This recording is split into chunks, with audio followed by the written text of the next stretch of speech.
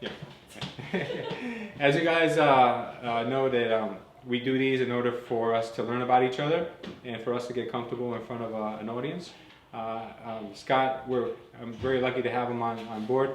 His former life wasn't anything like what we do now. It's total 180 different.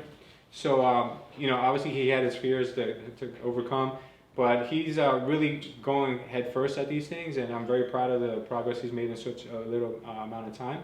I'll let him give you guys his experience so far of what he's seen here, and obviously what has brought him here, because we all have a story behind us. So without any further ado, Scott, it's all yours, bud. Thank you, man. So, my name is Scott, if you don't know, like Lou said. Unfortunately, I don't have a sad story. I actually have a great story to tell.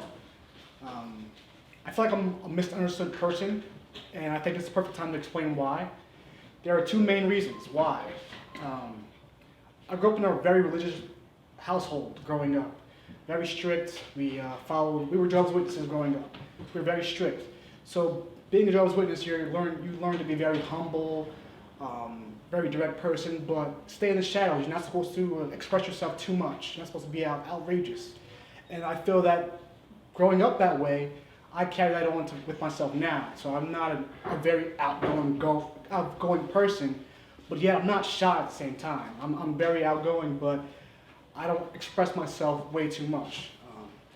Another big thing that affects who I am is that growing up, I've always had a speech impediment, which is really bad. And I have to actually think to talk. It's really hard to come over, but those two things put together kind of put me in a bubble by myself. It keeps me kind of enclosed. I stay further away from people than I should. But if you understand those two things about me, you understand why I am the way I am. I'm not, a standoffish person. I just have to think about what I'm going to say to you, or how I'm going to react, or how I'm going to approach situations. My story for coming here, my story of my life in general was pretty good. I have 4 brothers and sisters. They're all amazing. I had 2 parents, but I have my mother now. Father passed away when I was a little bit younger. Growing up, they were my best friends. Even still now, my mom's still my best friend. Normally, if you ask me what I'm going to be doing on Saturday night, it's either with my mother or with my son. Those are the 2 people I hang out with the most. Education-wise, I started off as going to school as a teacher. I wanted to be a teacher. It was the greatest thing in the world to me. I have about 15 years of teaching, substituting, and volunteering as a wrestling coach. So it's a big part of my life. I taught downtown Newark. It was a great environment. People always said to me, "Oh, Scott, you're so reserved. You won't be a good teacher." I proved them wrong. I was an excellent teacher. A lot of my students probably followed me on Facebook. They'll say, "Yeah, he was." Great experience. Unfortunately, the school was sold, and another school took it over, so that dream kind of came to an end.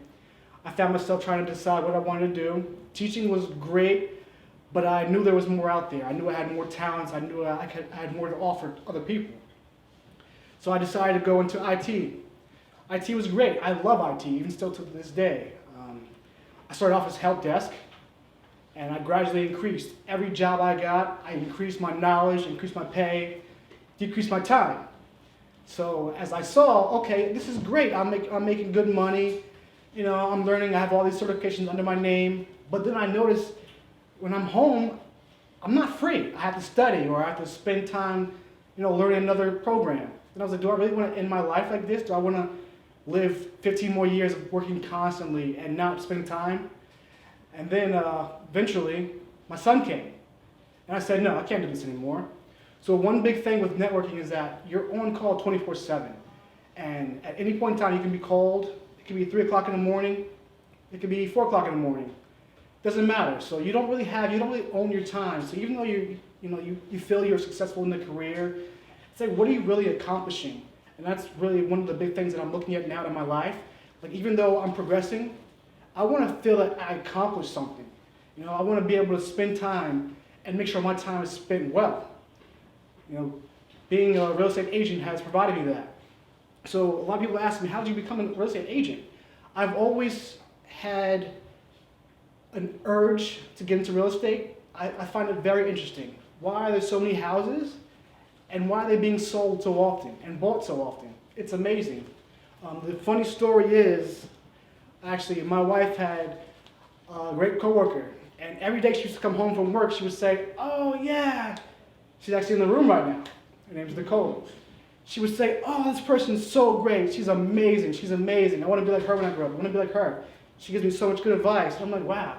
Before I even met her, I knew her because my wife would talk about her so much. She loved her so much. And eventually, she actually got into real estate. And she was telling my wife how great it is. She was like, "Oh, this is the greatest thing. I get to spend time with my kids, with my family. Actually, my time is filled with purpose."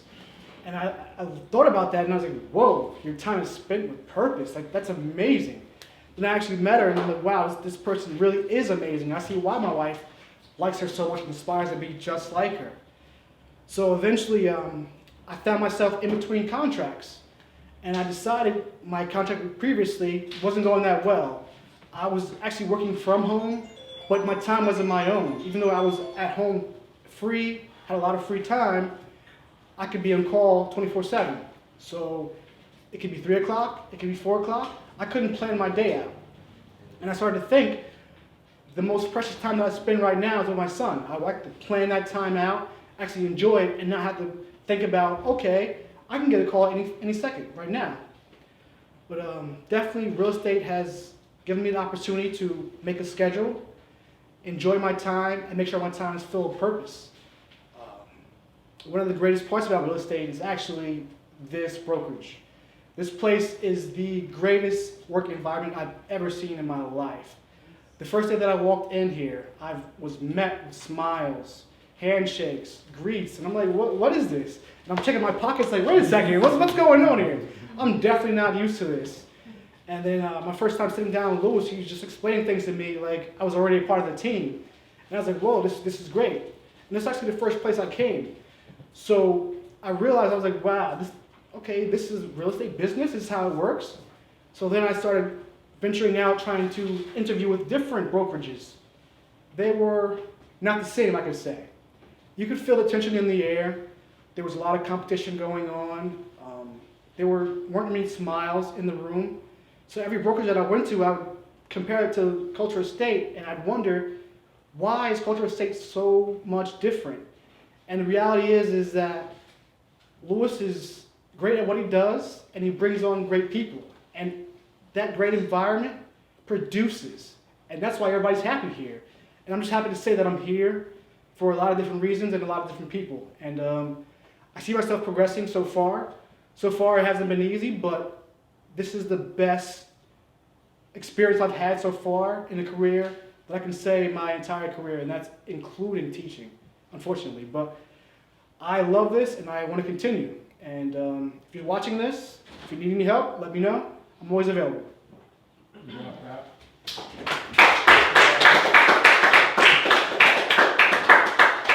There's this guy here. Can you say that all over here? The whole 5 minutes? No. It was actually 8.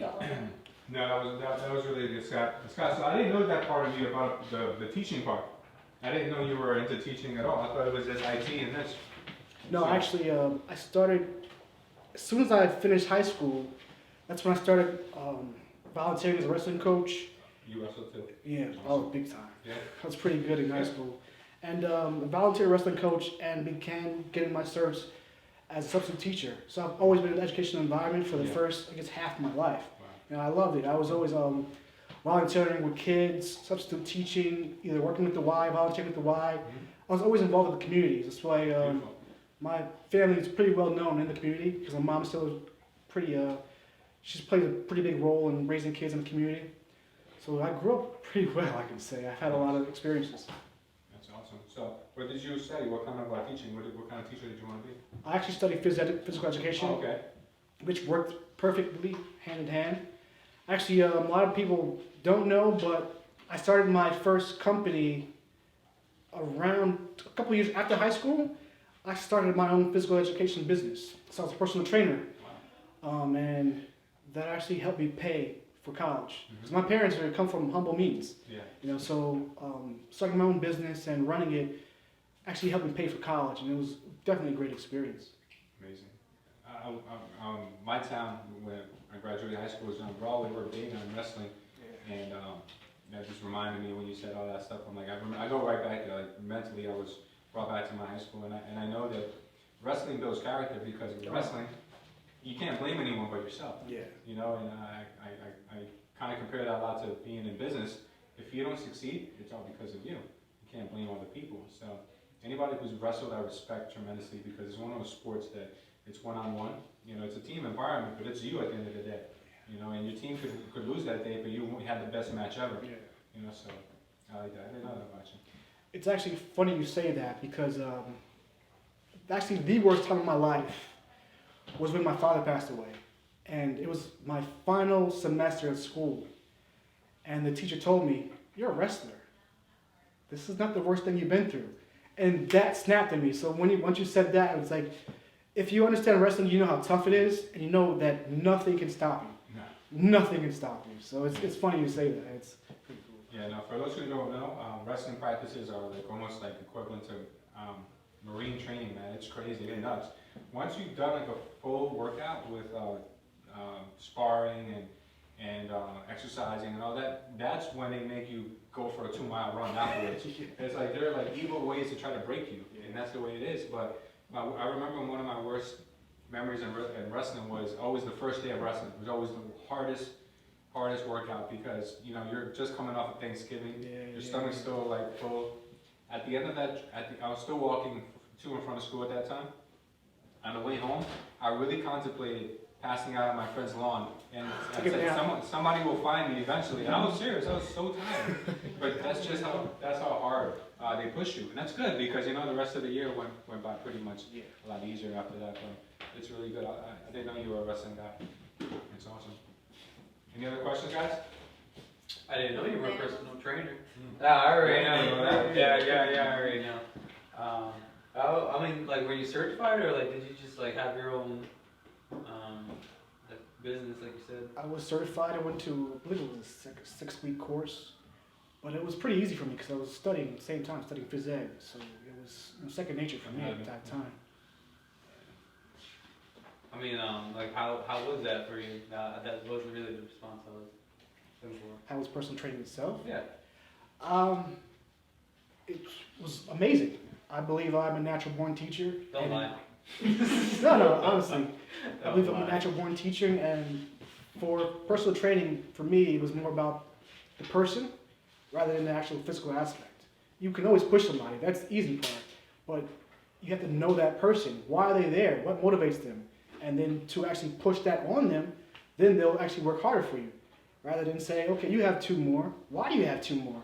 Explain it to that person. You have to personalize your education for that person, and that's what it was all about. Do you see like, do you see like everything that you went through as like training for now? Like, you know, personal training was like experience of getting clients for real estate, you know, because that's how real estate is, you know, it's like very client oriented. Definitely. The personal training business is unique in itself because, as you know, everybody works out or talks about working out before Thanksgiving or after Thanksgiving. There's definitely seasons. Or New Year's resolution. Or New Year's resolutions. That's my favorite one. So, like, with 3 or 4 times a month, 3 or 4 times a year, you'll see a huge spike in your business. Mm-hmm. And then the rest of the year, you have to maintain those clients. So that's personally, it's a hustle. It's a real hustle. You have to actually know what you're doing. You have to know why you're doing it and make sure you keep going with it. But that definitely relates to real estate because you have to continually push. You have to personalize your business. You have to continue to work. It's not easy, especially personal training. You have to stay on top of things because there's new techniques, there's new technologies, and you have to know everything because if a client walks in and says, hey, I want to do some HIIT training today, and you don't know what HIIT training is, you can say, okay, you're going to try to do something, but you have to constantly stay on top of it. Yeah, you got to keep up with it. Yeah, and I guess all my careers in life have been the same way. So I guess you're right. It led me into real estate, which combines everything into one, where I can actually utilize all my experiences into this one career, and it's amazing. And not just that, you know, but everything, like with your father passing, I'm sure that was very like heavy on your mind. But at the same time, that was like maybe a good way to toughen your mind and your emotions. And then the wrestling training was like good discipline for you. So, I mean, I see that in you. Like you're a really nice guy, but you've been toughened, by life. It's definitely funny you say that because at the point that that happened, I went through serious depression. I was inside for about 6 months, didn't talk to people that much.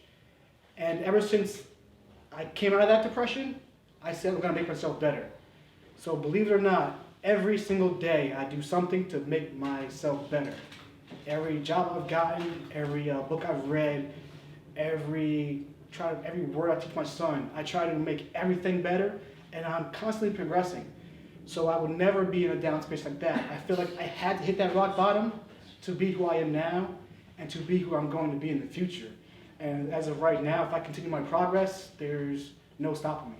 That's what I think too. Like the most successful people are the ones that hit rock bottom and saw that, you know what, I don't want to stay here. Like, and they desperately like go as high up as they can so that they could be as far away as they can from rock bottom, because it's not a really nice place to be.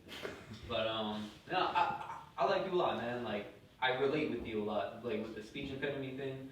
Growing up, I stuttered so hard. I hated talking to people because it was just so impossible getting my sentences out. Like I'd be stuck on. Oh my god. But anybody else got a question before I start rambling? Sure, someone else. You still teach or anything with that? No. Eventually, I want to get back to the YMCA. I used to be a tutor.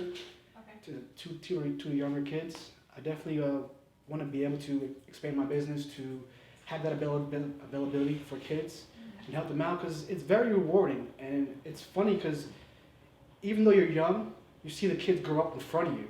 You know, that one semester you're with that child, you're like, wait a second, you couldn't read this book the first week, but now you're at 10 steps above it. And it's really, I can't say selfless, because it's so rewarding, but it's a great experience, and I'd like to do that. I really want to get back to it eventually. Nice. Good job. Any other goals that you have for yourself? Oh, it's funny you say that. I feel like I'm at a point in my life where I don't do things for myself. I do things for my family because I see my mother's getting older. I definitely want to be able to take advantage or help her out in the future. I don't want to see her work anymore. I don't want to see her want for anything.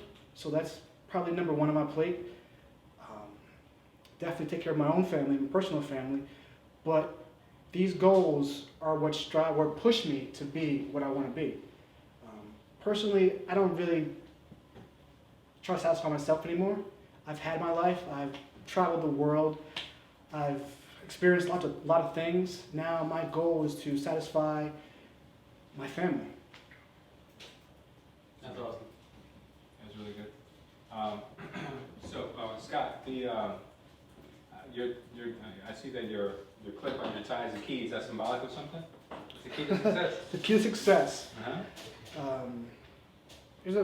I was actually in a fraternity in college. It was a business fraternity, and a lot of things we talked about was the key to success. And it's just a quick reminder. What's the key? Yeah. What's your key?